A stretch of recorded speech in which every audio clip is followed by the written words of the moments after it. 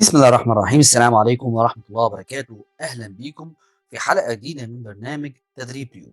والحلقة دي بقى هنكمل فيها فرضيات البرمجة اللغوية العصبية، وده الكورس اللي كنا بدأنا فيه في تدريب تيوب، وفي حلقتين منه لو عايز ترجع لهم هتلاقيهم في صندوق الوصف. لكن خليني قبل ما أقول لك الفرضية بتاعت النهاردة واللي هي رقم 3، اعمل لايك واعمل شير لو بتتابعني على الفيسبوك، واعمل سبسكرايب لو بتتابعني على اليوتيوب. ولو عجبت الحلقة شيرها واديها للناس. وما تنساش بقى، خير الناس أنفعهم للناس. أما بقى عن الفرضية رقم 3 من فرضيات البرمجة اللغوية العصبية، وهي فرضية بتقول: كل إنسان له في تاريخ ماضيه جميع الإمكانيات التي يحتاجها لإنجاز تغيير إيجابي في حياته. هتقول لي إيه يا عم الكلام الملخبط ده؟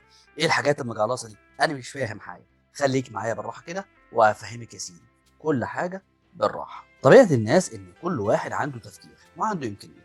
يعني ممكن تلاقي نفسك في وقت من الأوقات بتقول: أنا تعبت قوي واجتهدت كتير واتخرجت من الكلية عشان أحصل على شهادة.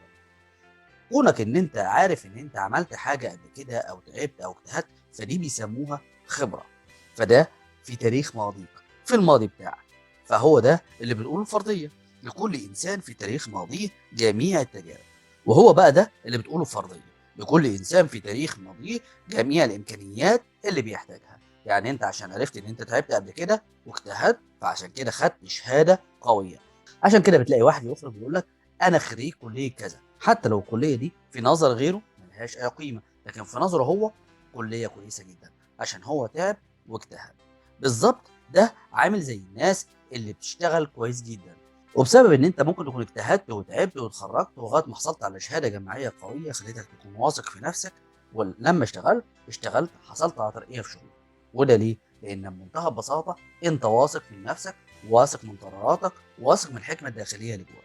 واللي بيخليك تعمل ده كله شويه حاجات بسيطه كده. اول حاجه بنسميها الدوافع، والدوافع دي هي الحاجه اللي بتخليك دايما تشتغل. كل تاريخ ماضيك لو فكرت فيه شوف انت عملت ايه. لو قلت لك ليه انت دخلت اصلا الجامعه، هتقول لي عشان ابقى زي فلان او زي علان، او ان انا ابقى معايا شهاده كويسه او اتوظف في وظيفه كويسه.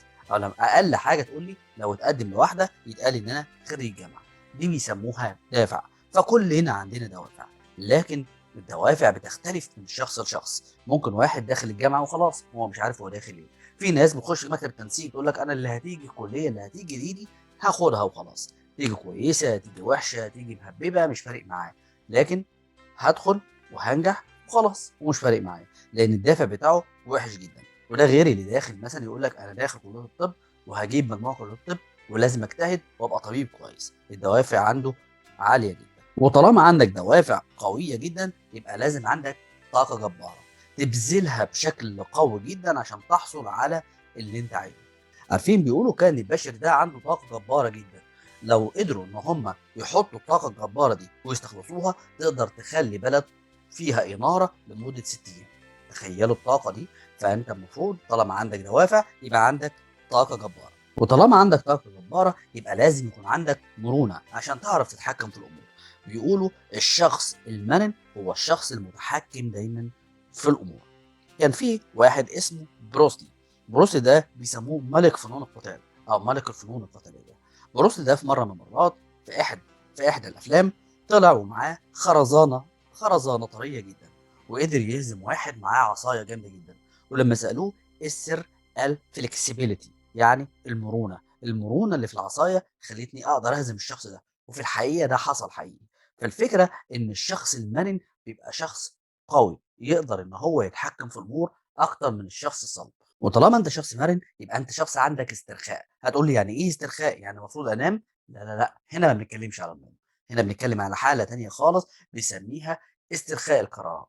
يعني لما تيجي تاخد قرار يبقى هادي مسترخي، سهل قوي تتحكم في الامور، تعرف ازاي تتحرك في كل حاجه، تعرف ازاي يكون عندك. وكونك قدرت ان انت يكون عندك الدوافع والطاقه الجباره والمرونه والاسترخاء، اذا انت هتوصل لحاجه بنسميها السعاده. وطالما عندك سعاده اعرف ان انت وصلت لحاجه ناس كتير بتتمناها. ناس كتير نفسها تكون عايشه حاله السعاده دي. وعشان كده لما اجي اقول لك لكل إنسان في تاريخ ماضيه جميع الإمكانيات، يعني أنت إمكانياتك اللي أنت محتاجها موجودة عندك في الماضي، بس انبش الماضي بتاعك وخرّج من جواه الإمكانيات اللي ممكن تستخدمها في المستقبل. وقت اللزوم الهدوء النسبي أو بيسموه الثبات الانفعالي. ممارس البرمجة اللغوية العصبية بقى أو الشخص اللي بيستخدم البرمجة اللغوية العصبية في العلاجات أو في الcoaching، كل اللي بيعمله مع الclient أو الحالة اللي هو بيشتغل فيها إن هو بيحاول يعرف الإمكانيات اللي كانت عند الحالة اللي معاه. يمسك الclient يتكلم معاه في الماضي شوية أو يجيب حالة من الماضي أو يقول له تذكر مرة وأنت في الماضي حالة معينة أو وضع معين كنت فيه في قوة مثلًا، ويبدأ التاني اللي هو الclient يفتكر الحالة دي فيرجع للماضي بقوة. هو خد قوته منين؟ من الحالة القديمة اللي كانت موجودة عنده قبل كده، يعني ما خدهاش من حد تاني. كل اللي عمله الشخص اللي بيعالج أو الشخص اللي بيمارس البرمجة اللغوية العصبية، وده شِق كبير جدًا وهنتكلم على كورس كبير جدًا عن الموضوع ده، إن هو بيحاول بس يوصّلك لحالة القوة، من حالة الضعف لحالة القوة. تيجي ألعب معاكم لعبة، خلّينا نعمل حاجة صغيرة كده. عايز كل واحد كده يسترخي وهو مسترخي يفتكر لنا موقف إيجابي في حياته، بس الموقف ده كان قوي جدًا لدرجة إن أنت خدت قرار، القرار ده أثّر على حياتك بشكل إيجابي وقوي جدًا، جدًا، جدًا. دلوقتي بقى تخيّل إن أنت بتعيش اللحظة اللي أنت فيها دي، وإن أنت عايش بنفس الإحساس القديم في الوقت اللي خدت فيه القرار السابق. يعني خلّي الإحساس اللي أنت كنت حاسس بيه في القرار اللي قبل كده اللي جايبينه إحنا من الماضي عايش معاك الوقت. تيجي بقى أقول لك على حاجة تانية، استخدم نفس الإحساس ده في المستقبل. يعني خلّينا ناخدها بشكل عملي أكتر. لو أنت افتكرت في مرّة من المرّات كده أيام ما كنت في الجامعة مثلًا وإن أنت طالع من الأوائل أو إن أنت طالع جايب مجموع كويس أو جايب تقدير كويس، افتكر قد إيه كنت بتذاكر، قد إيه كنت ناجح، افتكر قد إيه اتبسطت لمّا قالوا لك إن أنت جايب تقدير معيّن. دلوقتي طبّق ده على شغلك، إن أنت بتجتهد بتستني إن يقول لك مبروك أنت اترقيت، أو إن الpackage بتاعتك في الشغل بقت أحسن وإن في مرتب بقى أحسن. عيش التجربة دي وشوف الحالة بتاعتها هتبقى إيه. للأسف أغلب الناس اللي موجودين في حياتنا وأنت واحد منهم ويمكن أنا كنت واحد من الناس دي، بافتكر دايمًا الحاجات السلبية اللي موجودة في حياتي، ولو قُلت لي افتكر الحاجات الإيجابية هاقول لك مش فاكر، لإن دايمًا الحاجات السلبية بتأثّر بتبقى ضربة على الدماغ. وده بيخلّيني أبقى في حالة إحباط وحالة عدم ثقة، وده بيخلّي إن أنت لمّا تيجي تتخذ قرار للأسف بتتخذ القرار الغير موفّق، وده اللي بيخلّيك دايمًا في مواجهة مع التحديات اللي دايمًا بتهزمك مهما حصل. وعشان كده لو حابب تاخد نصيحتي، لو في مرّة من المرّات حابب تاخد قرار وخايف القرار يطلع غلط، دايمًا ارجع للماضي وافتكر مرّة تجربة إيجابية واحدة خدت فيها قرار وكان صح وكان قوي وخلّاك واثق من نفسك أوي، ورجّع الإحساس ده للوقت اللي أنت فيه مع تحليل بسيط كده على الورق للموقف اللي أنت فيه، هتاخد القرار الصحيح. حاول تعمل التكنيك اللي إحنا قُلنا عليه وترجع للماضي بيه. ولو أنت من هواة القراءة هاكتب لك التكنيك كله في صندوق الوصف، عشان لو حبيت تقرأه كده بتمعن وتطبّقه براحتك ما فيش أي مشكلة. هاكتب لك التكنيك كامل في صندوق الوصف، بالإضافة إن أنا هاسيب لك روابط الحلقتين اللي قبل كده من البرنامج. استنونا في حلقات تانية، وما تنسوش بقى اعمل لايك واعمل شير كده وادعي الناس للقناة.